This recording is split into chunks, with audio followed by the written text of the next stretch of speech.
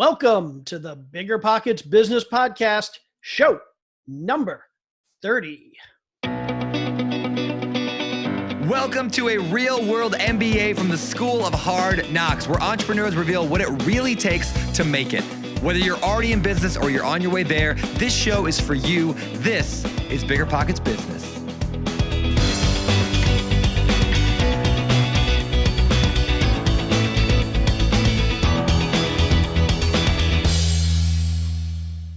Hey there, everybody. I am Jay Scott, your co-host for the BiggerPockets Business Podcast. I am here again this week with my amazing, lovely, and beautiful wife, Mrs. Carol Scott. How you doing today, Carol? I'm doing great, but honey, you are always so incredibly kind. You're the one who is so amazing and supportive and absolutely awesome. And I appreciate you tremendously. And listeners, here's something Jay did. I'm not going to ramble about it forever, but I have a new little business venture going on. You'll hear about it another time. He found an incredibly perfect office space, and we just were able to start working out of there this morning. So really good times all the way around. Yes. So congratulations on that. And I'm looking forward to having a whole episode about your new business. But we're not talking about that now because we're talking about our awesome, seriously, people, this guest is absolutely over the top awesome and incredible. Sorry, just had to get it in, Jay. Couldn't help myself. No, I agree. This is somebody that I've wanted to talk to since the beginning of this podcast. He is one of my favorite business authors out there. His name is Mike Michalowicz. He is the author of books such as The Toilet Paper Entrepreneur, The Pumpkin Plan, and one of my favorite business books of all time, a book called Profit First. And on this episode, we talk all about a lot of the learnings and teachings and just the thesis behind this idea of profit first, and how as new business owners, we shouldn't be waiting until the third month or the third year, the 10th year of our business to be making profits. We should be profiting in our business literally from day one. And Mike gives us a whole bunch of amazing actionable tips on how we can start profiting in our business from day one. He walks us through the specific steps we need to take today to get our business on track and start reducing the headaches that a lot of us experience in our business day to day. Absolutely amazing episode. I am positive you're going to love it. If you want more information about the things we talk about in this episode or access to some of the links for these things, check out our show notes at biggerpockets.com/bizshow30. Again, that's biggerpockets.com/bizshow30. Okay, without any further ado, let's jump into our discussion with Mike Michalowicz. And let's welcome Mike Michalowicz to the show. How you doing today, Mike? I'm doing well, Jay. Thanks for having me. Hi, Carol. Hi, thank you so much for being here. We are such fans and we love your books and we are so excited to dig into them more and hear what you have to say. So thanks again for being here. My joy. Yeah, Carol knows that this is an interview I have been waiting a long time to do. I've been a big fan of yours for many years. I love your books. I love your outlook on business in general. So this is really exciting. But I know that we have a bunch of listeners out there that may not be familiar with you. So I would love to give them the opportunity to learn a little bit more about you, how you came to write your books. You're the author of several books, including The Toilet Paper Entrepreneur, The Pumpkin Plan, and the one that we'll probably focus most on today, Profit First.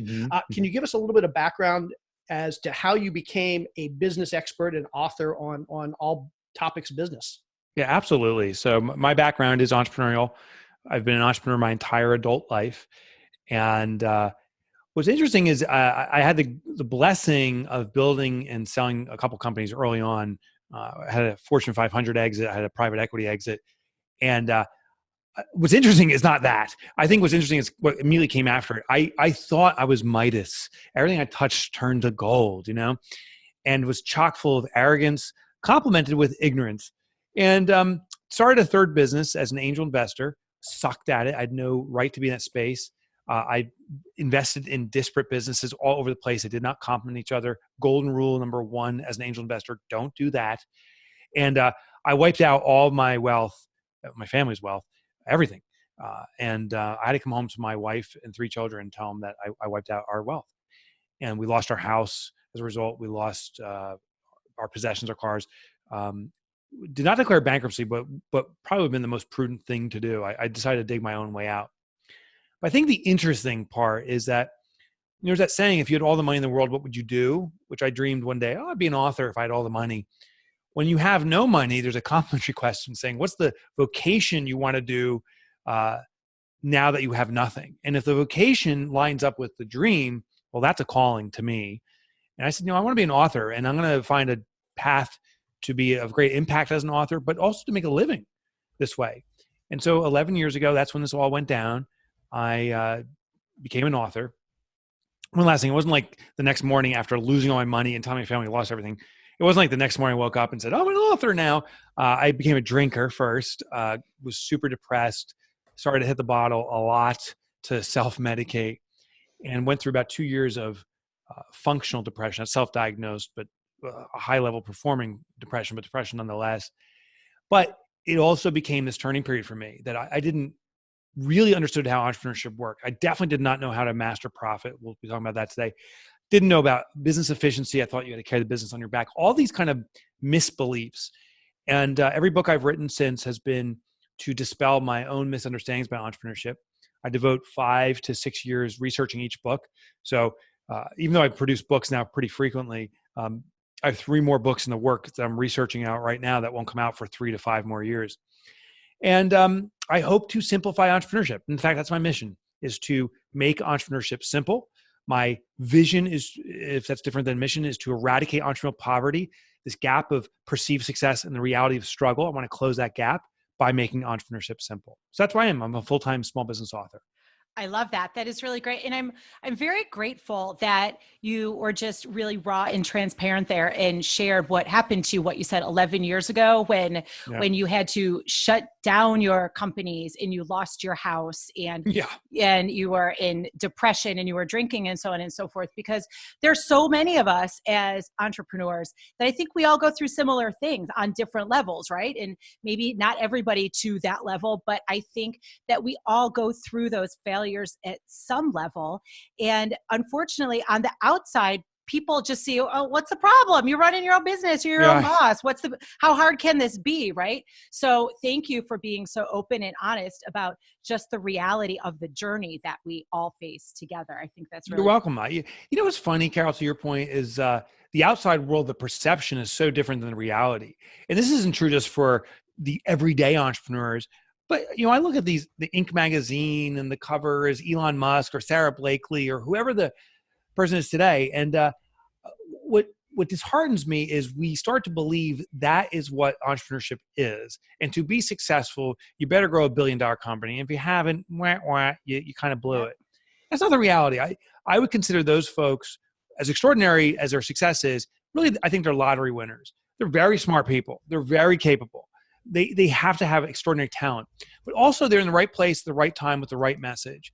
And that played into their favor. I know countless entrepreneurs who I'd argue as driven, as devoted, as intelligent as the ones we see on the cover of the magazines, but their businesses may not become $1 billion organization. It may be a 1 million or a 5 million or 10 or whatever. But I want to make sure that we attribute just as much to success in not just what we see on the cover of magazines, but in these more ordinary businesses. They're, to me, just as successful. Yeah, absolutely. And I think a large portion of that is we grow up revering and idolizing these billionaires, these people that we look at that have so much money. And I think a lot of us don't realize it until we actually become entrepreneurs ourselves, before we start running our own businesses, that that's great. Those people have achieved tremendous success, but there's a huge price to pay for that.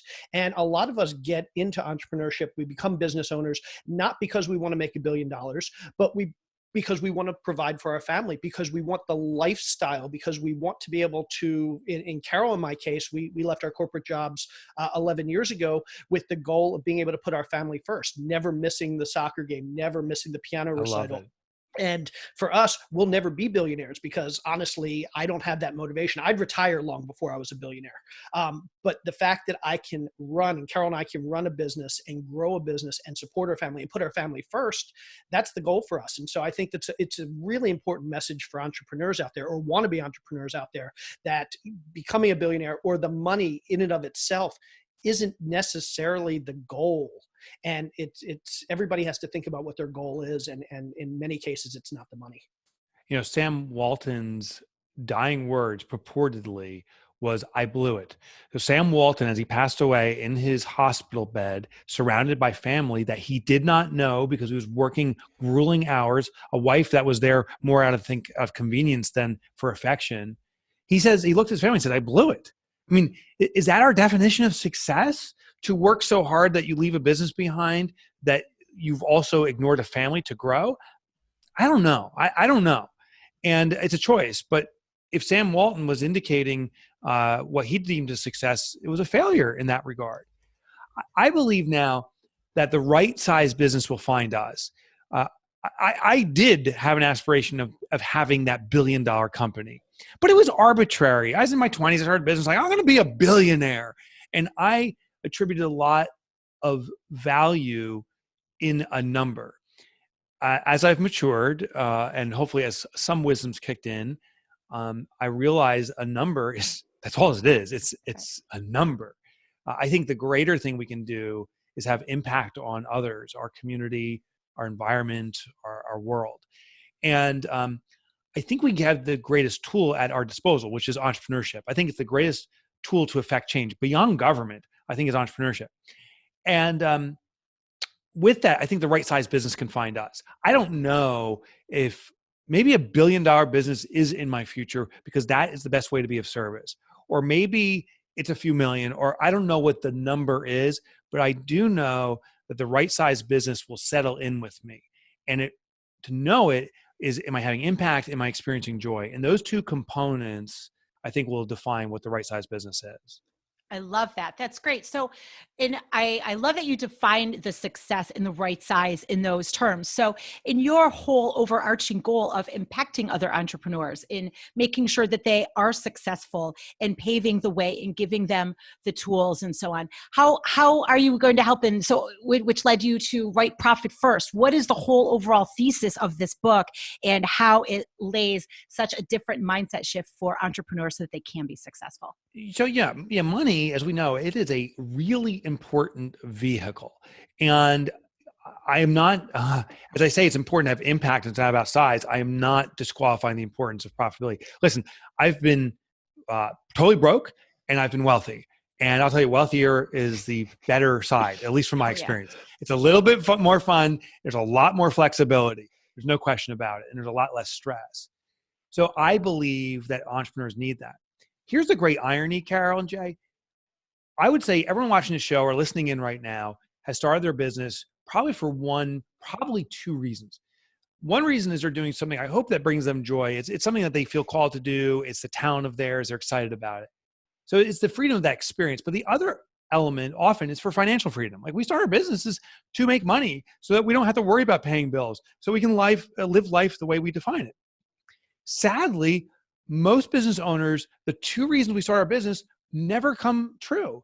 Many business owners are lamenting their business. I can't believe I'm doing this. I'm so exhausted from this. And I have no money. In fact, I blew all of my savings. So we're impoverished and we don't like what we do. Profit First addresses the first element that we need to tackle. We need to get financial viability to a business. Now, here's the irony. I believe that almost any business that has some degree of recurring income, sales, like you're making some sales, even if they're sporadic, but you're making it year in, year out, you're making some sales, there's profitability baked in there that we simply need to extract. I also believe that the formula we've been told on how to become profitable is actually the thing hurting us. It's not our inability to become profitable.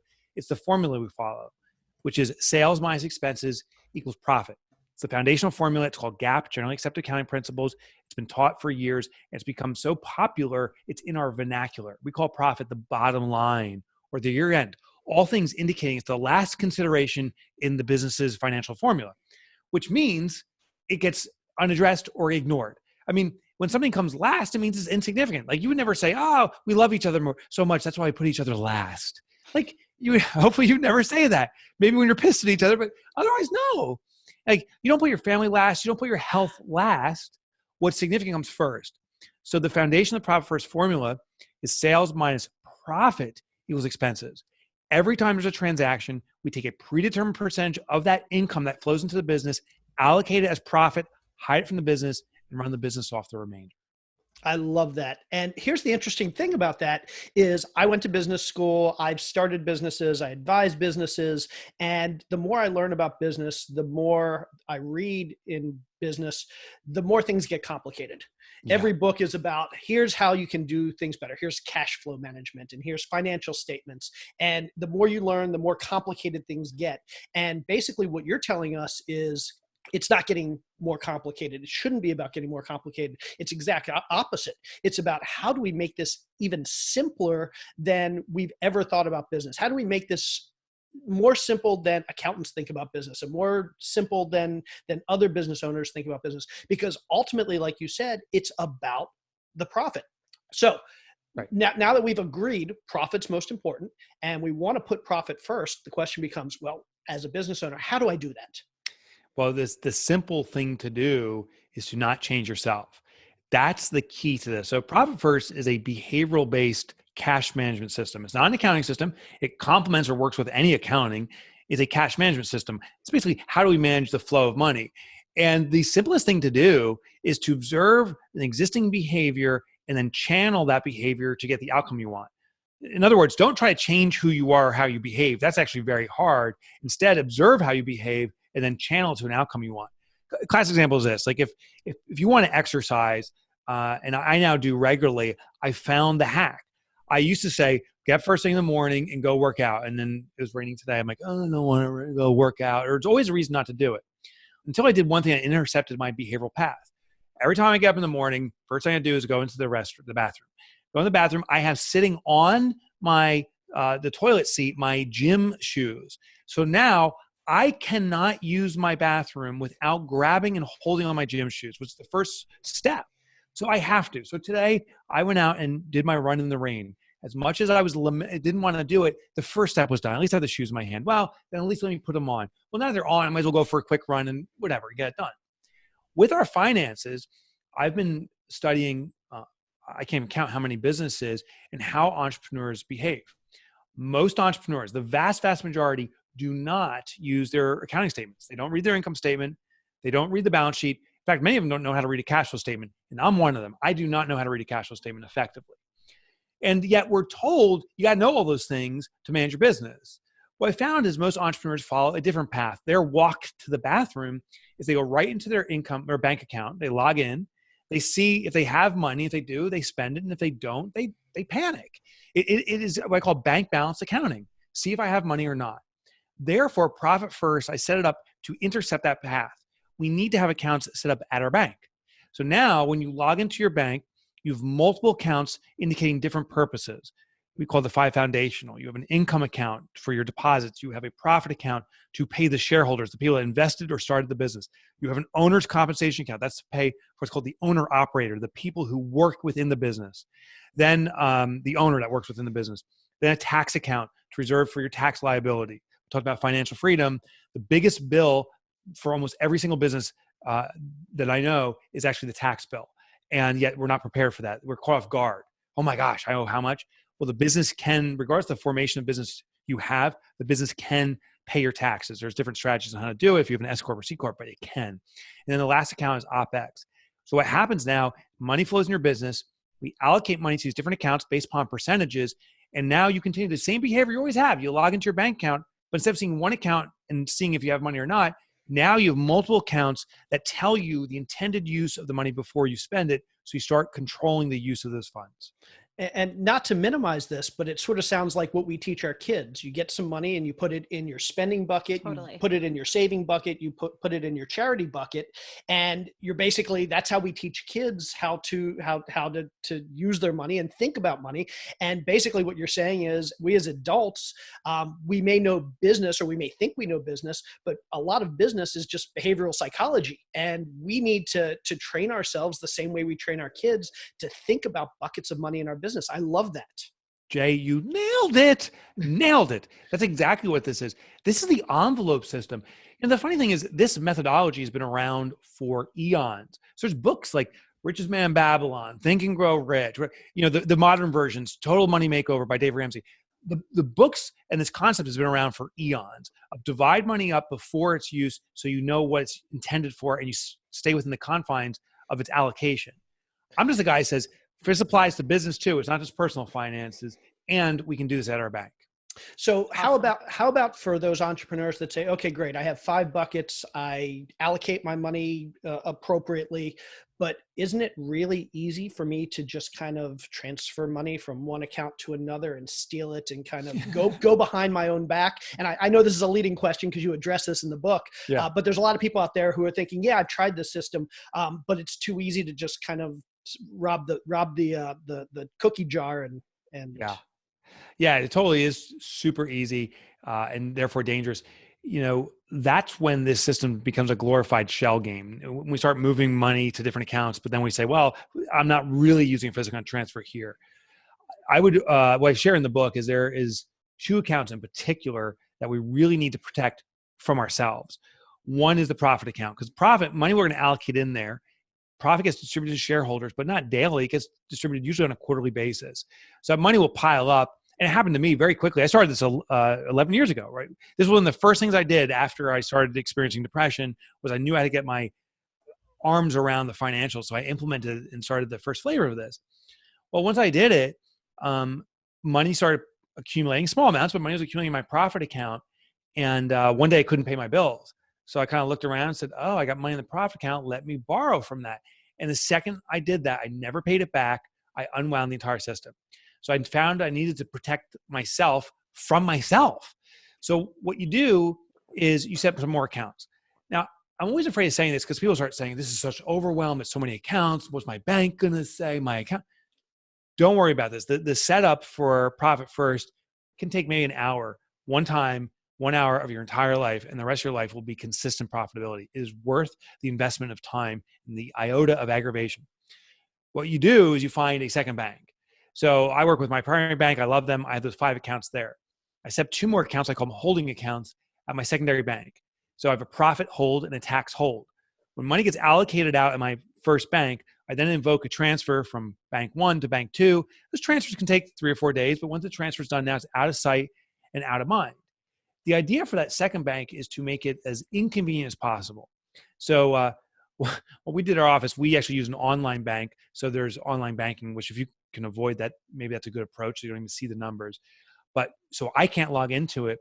We have one person here at the office, it's me, that has the password, another person who has the rotating code for the account. So there's like this little thing you get that has numbers that appear every 30 seconds, new numbers. You got to enter your passcode and those numbers, but it's with the other person. So for me to access our profit account, once money's in there, it's impossible unless the other person gives me the code. It's like the nuclear system. Like, 2 people got to turn the keys simultaneously. That money's so inaccessible. I just don't even think about it. I don't even worry about it. I know there's profit there and I'm excited when it will come out to me as a shareholder in the future, but I work within the confines of what's truly available. My lifestyle lives off of the owner's compensation because I'm an owner operator. I work within my business, and the business's lifestyle lives off the OpEx. So I need to point out something really quick. I'm sorry. I apologize for cutting you off, Carol. But I find this fascinating because I know there are a lot of people out there who are saying, yeah, these 5 buckets are great. In theory, I should definitely be thinking about my business that way, and I can treat my business that way. But I'm not a little kid. I've had a business for several years. I don't really need to implement 5 buckets. It's just a good way of thinking about things. But here we are, you, the person that actually wrote this book that has sold 2 companies in the 7-8 figure range, that is building more companies, that advises businesses. And this is literally what you're doing in your business today. You're not taking shortcuts. So anybody out there that's listening, don't think you're too big or too mature. Your business is too mature or you're too good to be using these techniques because literally we got a public company doing this now. Now it's a pink slip. It's not like, Ford. Yeah. But we have a true public company doing this. We have over 300,000 companies doing this. It is a normal response to say, this is too easy, or it's too simple, or it's too childish, or it won't work for me. I get it. I actually had the exact same skepticism. But being in business, the 12 years prior to implementing the system, I was never profitable. I grew those companies and I sold them. They were never profitable. I was lucky in retrospect to sell those businesses. Selling a company is a rarity. So profitability is what we need to achieve. And a little tip here, if you have a business that's consistently profitable, the valuations, if you ever do sell a business, skyrocket because an acquirer wants a profitable business. The shortcuts are a danger. So over 300,000 businesses successfully doing it. Sadly, there's probably hundreds of thousands of businesses that have failed, and we know some of their stories. And one of them is trying to take shortcuts. They say, you know what? I'll do this in my spreadsheet. I don't need to set up these multiple accounts. I'll just track this in a spreadsheet. Well, I just want everyone to know you already have a spreadsheet. It's called your accounting system. It's a glorified spreadsheet. And actually all stuff is already tracked. It's called the chart of accounts.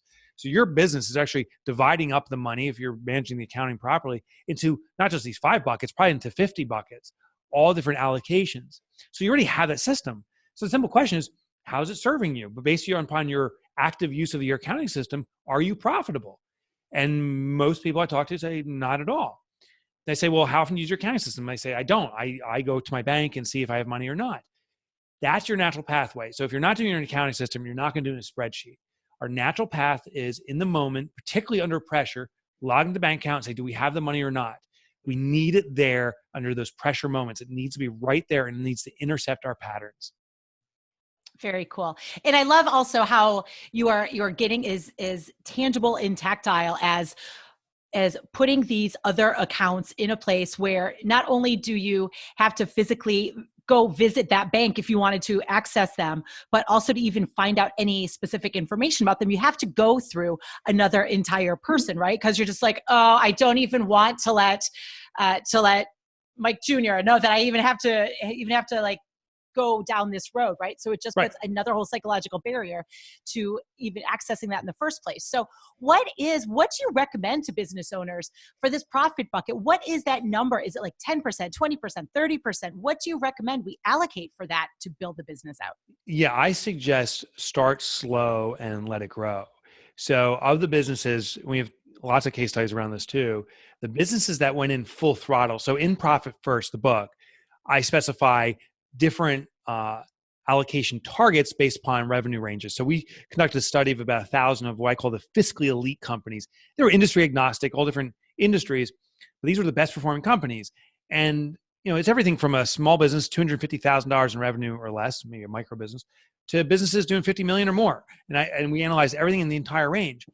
And what we found is when a business has not been historically profitable, they go in, they implement the system, they may say, your target is 20% profit. So maybe you have $1 million business, you should be saving $200,000 a year and paying yourself another $300,000 and reserving, because now you're taking $200,000 profit, $300,000 in owner's compensation, another, 150 or 200 or 300 in taxes, and the little, 100,000 or 200,000 left to operate the business. If you're $1 million business that's never been profitable and you make that abrupt of a change, that will destroy your business. Do not start off with the end game, the target. Instead, we say, start slow and let it grow. If you've never been profitable before, meaning the business has not given you a cash distribution, this is not an accounting profit. Listen, Enron was profitable until the day they went under, right? So accounting, those numbers can be played with to some degree. I'm talking about cold hard cash profit. If you've not taken out cash bonus distributions above some kind of salary distribution, and it's been zero in the past, we're going to start off with 1%. Start slow. And now if $1,000 comes in, I'm saying take $10 of $1,000, put into a profit account. That's 1%. You won't even feel the impact because you can run your business off $1,000. You can run your business off of $990. But what will start happening is you'll start having this confidence saying, oh, there's some profit accumulating. There's actual cold hard cash there waiting for me. I can take this money out. Then a month later, you may grow to 2% and 3%. And maybe it takes a year and a half. Maybe it takes some businesses up to 2 years to go into a full implementation of Profit First at the full percentages. But if you start slow and let it grow, you'll likely have success. Yeah, I like that. And the other thing, by building up, every business is going to have different level of margins. And if you're running a 50% margin business, it's easy to put away 10 or 20% without killing your business. If you're Walmart and you're running a 3.5%, 4% margin business and you put away 10%, you're going to be in trouble. So kind of starting at that 1% and building up to a point that becomes natural. Yeah, kind of like that concept of the right size business finds you, the right profits will find you. But they're inevitably much higher than most people imagine they could be. Okay, so reassure us here, because I know there are plenty of people out there who are thinking to themselves, okay, this is great, this idea of putting the profit away first. But what about those business owners who are sitting here thinking right now, I put away the profit, I now don't have enough income to grow my business. I need X dollars to actually grow my business and hit my targets for next year. But if I'm putting away profit first, I have X minus or X times 50%. How do I grow my business? Yeah, that's my favorite question. It's the most common question I get. And I'll share a case study around that in a second. I think that may bring some light to this. Here's the fascinating results we found, that businesses that take their profit first are outpacing, on average, their industry contemporaries. Businesses that take more profit are growing faster than their contemporaries, which sounds confounding. Like, how could that be? They don't have money to put back into the business. But what happens is when you take your profit first, you have to be much more critical of your spend because there's less money to spend. So then we start looking for what's called true ROI. Are we actually going to get a result? A lot of people throw around the term ROI. Yeah, return on investment. And they're just playing games in their head. But now there's less to spend. You can say, if I put $1 here, will it result in $3 in 60 days or 90 days or whatever? So the measurables become much more targeted and specific. There's the Pareto principle, or the 80-20 rule, which basically says 20% of the activities you do yield 80% of your results. When you take your profit first off the table, you got to identify hard and true what those 20% are that are driving your growth. And then you concentrate your efforts there, and it facilitates faster growth. Now, here's from a practical example. I got a baseball card from a guy named Jesse Cole. He's the founder of a baseball team, minor league all-star, not majors. And they said, we want to thank you for Profit First. It's changed our business and it's changing our industry. The baseball team, you got to Google these guys later. It's called the Savannah Bananas, best name ever. And they started implementing Profit First. And they said, when we ran this, we really realized we couldn't afford to operate our business the way we were. We don't even know if we could afford the electricity for the scoreboard, right? And so I'm like, wow, you got to pay for that, right? No. He says what it did is it forced our business to innovate. We realized that people are coming to our games mostly for entertainment. It's minor league baseball. The average game gets about 300 attendees. And so there's very little flow. He says, we can't afford the scoreboard. So we cut off the scoreboard and we went to the old manual system. We also realized that when it came to the games, people want the entertainment. We can't afford the entertainers. So we're going to teach our baseball players to be the entertainers. And so the first practice you have at a Savannah Bananas baseball camp is not how to throw better, how to catch better. It's actually how to line dance on your first day. Fast forward, by implementing this, Savannah Bananas has become probably the most innovative baseball team you've ever experienced. They are extraordinarily profitable on a percentage basis, by far more than any baseball team, including majors. They're that profitable. And they get 4,000 to 5,000 people at every single game. They're the only team in history who sold out 4 consecutive seasons, every single game, packed seats, not ticket sales alone, actual attendance sellouts for every single game. Jesse pins a lot of it back to profit first. First, you focus on your profit, then you'll reveal what's truly available, and you must work within the confines of what's available. The opportunity for growth is not an investment, it's an innovation. Breaking the rules, changing industry standards. And it was the lack of money that forced that innovation. Very cool. And what I think is just fascinating about that is when you're operating in those confines that you can only spend what's available and nothing else. What it's forcing you to do, like the Savannah Bananas did, it's forcing you to get innovative, creative, and really use the resources that you do have, which are human resources, right? Yes. So you're getting really creative. You're doing different things that ultimately are going to surprise and delight your customers. They're going to be that you're really building out that human connection, really building out that customer experience. So ultimately you're going to grow. So it's almost is counterintuitive as it is to do it this way. You're growing your business in a whole different way by going down these different avenues, being forced to do it and being really clever about it, right? Yes, it's often easier to spend our way to a solution as opposed to think our way to a solution. Yet thinking our way to that solution is far, far more impactful. Spending is just the easy answer. Right. It doesn't always bring the right answer either, right? We spend arbitrarily. So by restricting the flow of money, we have to think more. We have to be more disciplined in making the right decisions. And then now money fuels it to explosive success in many cases. Yeah, that's really cool. Because like you said, it's so easy to just throw money at a problem. Every time, just like, I'll just throw cash at that and see what happens, right? Exactly. But it's not necessarily, it's the quickest and easiest, but not necessarily the best. I think that's huge. Yeah. So what about business owners that have debt? What are your thoughts on debt and how we as business owners can handle debt, and how should we be thinking about debt differently than is common wisdom? Yeah. So if you have debt, you're not alone. The vast majority of business owners do have debt. I'm a big proponent for eradicating debt. There's only very unique circumstances I think we can leverage debt to our advantage, but it's a rarity. The first thing we need a strong financial foundation, and it's by eradicating debt. The process is this: the only way to eradicate debt is through profit. A lot of people say I can't be profitable until I'm out of debt, and the answer is actually you must be profitable to get rid of debt. So what debt is, just to be on the exact same page, debt's an expense we incurred in the past that we couldn't or chose not to afford. So we incurred it, we used money from another resource, friends, family, borrowed from the credit card company, whoever it is.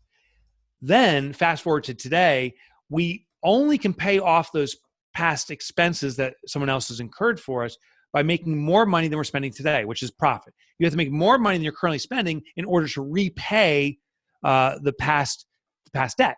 So you have to, that's called profit. If you make more money than you spend, that's called profit. So you need to implement profit first if you have debt. What we do though in this circumstance is as money piles in that profit account, we service the debt as best we can through our ongoing operating expenses. So say I have a debt of $50,000 and the monthly fee to maintain that's $500 a month. That's the minimum payment. So out of the OpEx account, we're now paying the $500 or anything else we can scrap up. But when we get to their quarterly profit distributions, when we take that money out for shareholder benefit, the first thing actually is the majority of that money goes to whack that debt. So maybe $7,000 or $8,000 is piled up in that profit account. We're going to take of that, say $8,000. We're going to take $7,800 and crush that debt and really take a chunk out of it while we're still maintaining it for the OpEx. A little of it still goes to the shareholder. And this is an important but significant caveat, is the shareholder must still experience a reward. A lot of businesses, the business is simply paying off bills, constantly serving debt and so forth, and the owner never benefits. Over a period of time, the owner starts to resent their business. We start to hate our business. Like all I do is I'm selling to pay expenses. This is killing me. So we need to experience that reward because it's a dopamine response. So what we're going to do is take the majority of the profit, crush the debt, a little portion of it goes to celebrate. So you go out for a nice dinner or whatever, and we repeat this pattern over and over until the debt's fully eradicated. Once the debt's fully eradicated, you've also built the profit allocation muscle. You're allocating money toward profit, allocating toward profit. But now in this case, all the debt's been eradicated. So in the next distribution, it all comes out to you as a shareholder. And that's a glorious day. I've been there. That was my own method to eradicating my own debt. I had $75,000 of personal debt that I used a system to eradicate, and $300,000 of business debt I used a system to eradicate. That's huge. And I like what you just touched on there. Remember a little while ago, we were talking about this is the same stuff we teach our kids. You take it up to the next level as this is kind of how you run your household. And here we are, we're taking those same exact principles. When you've got that extra bucket, you push down all that debt as much as you can to pay it off. So again, it's just really taking really common sense principles and applying them on a more macro level to help you grow and help propel you forward. So I'm curious, all that said, what's your opinion on retirement accounts and for savings for business owners, like through 401ks, IRAs, and so on and so forth? Where does that fit in? What's your take? Do it. Please do it. Max them out if you can. You know, what happens is our lifestyle inherently will adjust to our net income, at least for most of us. I think it's pretty much human nature not to be effective savers. And the reason, I think, is because of Parkinson's law. Parkinson's studied human behavior and noticed that as a resource expands its availability, we consume more. More time I'm given to complete a project, it will take me longer to complete a project. The more money I earn, the more I'll spend. So my lifestyle will very quickly ratchet up to my income. Therefore, similar to profit first, we need to intercept how much take home I'm taking. Take the profit out first, if you will, the retirement components first. So my lifestyle will go to the cap of what's coming in at a net basis. So I just encourage, I have a 401k for one of my businesses here. I max out every single year. We have a set for another one of our businesses, max out every year. I have an individual retirement plan I'm working on, max out every year. All those things come out first. So when I get money take home, those elements come off first, and then the net income goes into my own personal income account. And then we allocate that using, interestingly, the profit first system. Again, we allocate it out and live off of profit first, but the home version, if you will. Awesome. That's great. Yeah. It reminds me when I got out of college and I had student loan debt, and I set it up so that every 2 weeks when I got my paycheck, my student loan payment came right out of my paycheck. I never saw it, never thought about it. And I remember it was 6 or 7 or 8 years later that one day my paycheck went up by like $300, which back when I was a kid, that was a lot of money. Yeah. And so I remember at the time thinking, oh my God, I've got this windfall. And I was very lucky. I had a friend of mine at the time who said to me, you've gotten along for the last 5, 6, 7 years without this $300 every 2 weeks. Why do you need it now? Take it and have it automatically deducted and put in a savings account somewhere. Smart. And I did that. And it was actually the thing that got me to start thinking about money differently in my mid-20s. So it's just another example of that whole out of sight, out of mind, Parkinson's Principle. That is just so strong. Okay. We have a final segment of the show that we call Four More. Before we get to that final segment, I do want to ask one more quick question. I kind of put it out to my social network yesterday. We're talking to Mike Michalowicz. What would you ask if you could ask? And by far the biggest question was, what's on the horizon? What are the next book or books coming out? So can you tell us a little bit about what's next? Because I'm excited too. I honestly, I just want to know what the next book is. I'm ready to read. I thought the question might be, why the hell did Mike grow a beard? That's what I was expecting. But I'll do the book one. So the next book is coming out in April 2020. So still a little ways out, but I've finished the entire book. I submitted to my publisher, and now it just goes, it's a big publisher, and they just go through their machination. So it'll still take a while. The book title is called Fix This Next. And I believe this may be my pinnacle work. I believe it's the most important concept I've ever developed, even greater than Profit First. And I'm so blessed by its popularity. I believe that the thesis of this book is, I believe that the biggest challenge entrepreneurs have is they don't know what their biggest challenge is. So there's this constant, almost panic style of putting out fires and letting our email dictate our agenda, not our vision. So with that thesis in place, what I did was I figured out a structure, a way for an entrepreneur to pinpoint their most vital need in their business at the moment. And those needs will change over time. But what's the one thing I can do in this moment that'll be the most impactful in moving my business toward that vision? So it's a compass, if you will, for businesses. By reading Fix This Next, you'll pinpoint where you are, what needs to be addressed right now. And once you resolve that, it'll go through the same cycle and find the next need you need to fix and continue that on until you grow your business as quickly and deliberately toward your vision as possible. Awesome. I can't wait to read it. That'll be awesome. I'm psyched about this one. Yeah, it sounds like a great one. Also, why'd you grow that beard? So it's called Lazy. We're entering the winter holidays right now, and right around Christmas time last year, I took a 4-week vacation. It's something I wrote about in my book, Clockwork, the necessity for every business owner to disconnect fully for 4 consecutive weeks. So I'm on my vacation, and I was like, I'm not going to shave for a little bit. And then the stubble appears, and then it starts getting a little bit longer. My wife's like, that kind of looks okay. And then once I had a full-grown beard, my wife is like, I like that. And if my wife likes it, it stays. There you go. Happy wife. That's all. That is the best answer. Yeah, I started growing one a few months ago, and my wife looked at me and wife said, didn't like it. Wife didn't like it at all.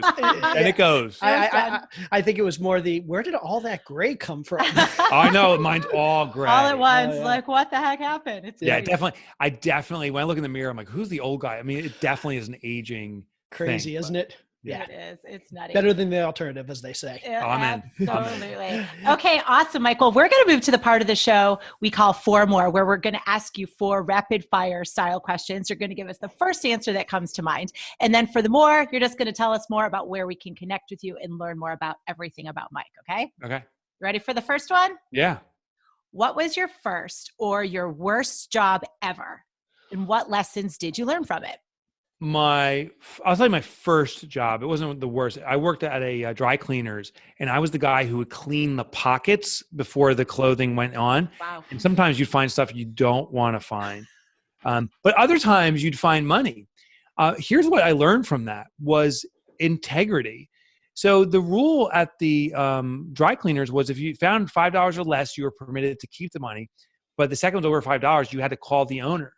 And so the first one I pulled, you never wanted like 5 and change, right? You're always hoping for singles. So I got $5.10. And I'm like, oh, I have to call the owner. So I called the owner. And then the owner of those pants said, thank you so much. And said, I'm going to come in and to pick it up. And they came in and they gave me another $5. I said, keep that money, it's in there. But thank you for your integrity in sharing that I forgot money in here. Here's another $5. And that was a realization that there's a quick, cheap, cheating the system way to make a quick buck, but there's a lot more when it comes to integrity. And sometimes you're rewarded for integrity. That's an awesome answer. Love that. Thank you for sharing. Okay. Every week I ask the same second question, but I am the co-host, so I'm allowed to change the questions, and I want to change the question this time because I'm looking, this is something I do. I always look in the backgrounds, especially I love seeing bookshelves in the backgrounds of our guests. Oh yeah. I'm a big book fan. And I'm looking, I see a lot of the same books on my bookshelf as you have on yours. So I want to ask, as a business person, as an entrepreneur, and as a business author, besides your books, which are all absolutely amazing, what is the best book out there that our audience should be reading right now? All right, I'll tell you this best book, and you probably haven't heard of it, and it is the book you got to read. It's called Friction by a guy named Roger Dooley. Now, Roger Dooley is an author of a book called Brainfluence. A lot of these books at the top level here for me are neuroscience, behavioral type books. I fell in love with Roger Dooley's work, and he just released a book, Friction, I think 3-4 months ago. What he explains is the biggest impediment to the progress of business is friction. The more difficult it is to get something done, there's this exponential drop off of people actually completing the task. So how do you make things friction free? It's a fascinating study and a very practical how-to in reducing friction, the biggest impediment to success. Awesome. Excellent. Thank you. And I will mention you have my favorite book back there besides yours, The Goal. Thank God. You know, that's a manufacturer's book. That's not even, that is a Bible is what that is. Absolutely, yes. Whenever somebody says, what's the best book we've never heard of? That's the book I go to because so many people haven't read that but need to read that book. My gosh. Theory of Constraints, Yep. Eli Goldratt. I had the privilege of interviewing one of his proteges, a guy named Kevin Fox, for a full day for my book Clockwork, and really dug deep into Eli Goldratt's work. The Goal is his pinnacle book. It's a must read. Agreed. Yeah.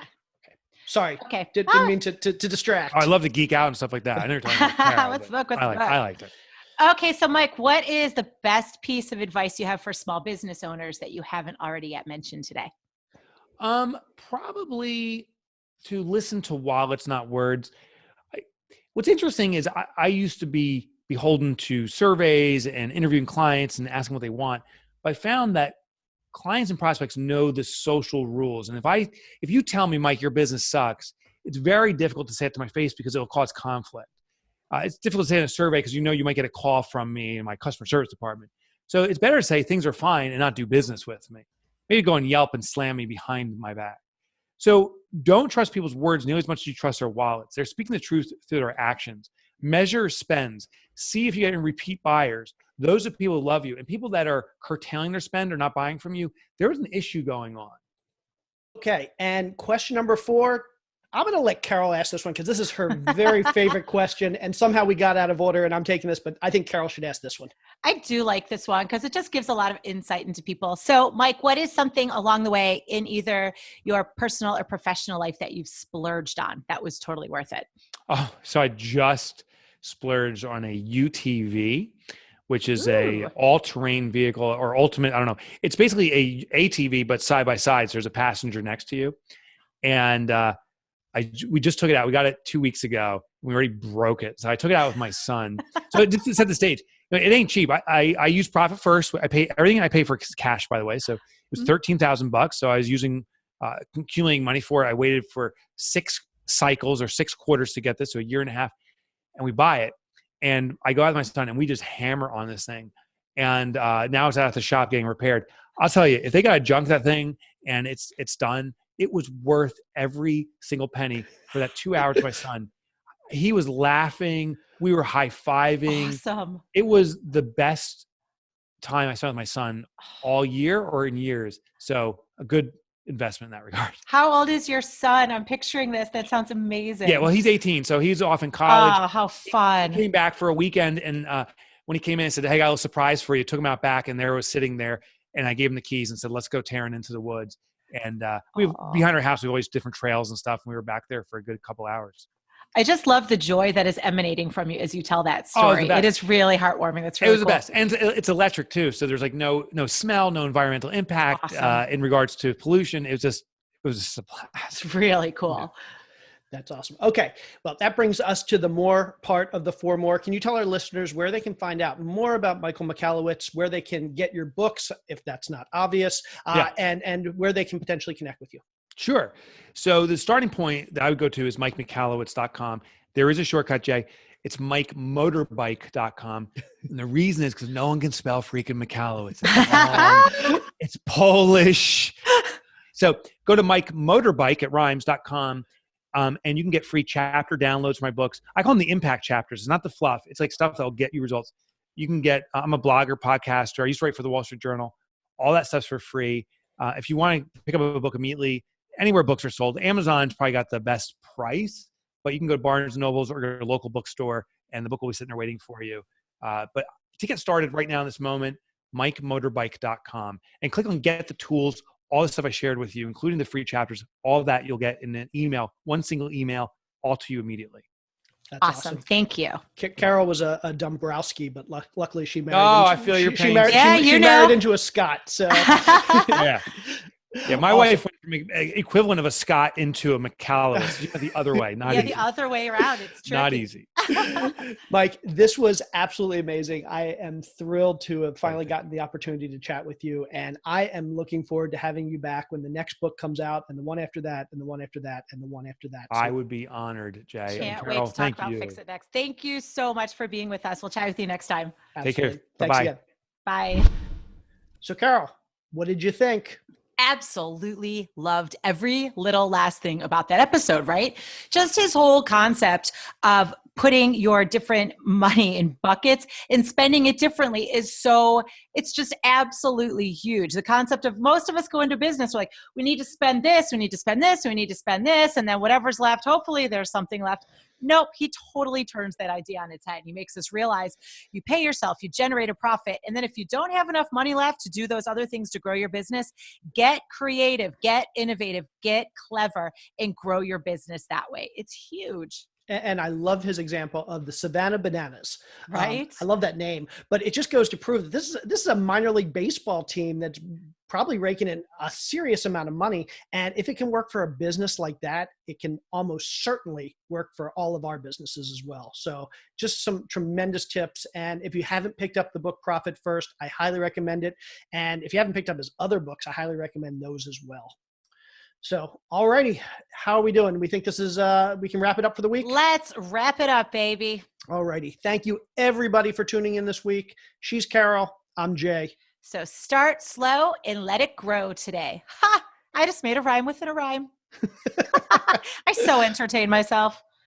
Thanks everybody. You have a great week. Great week. Bye. Bye.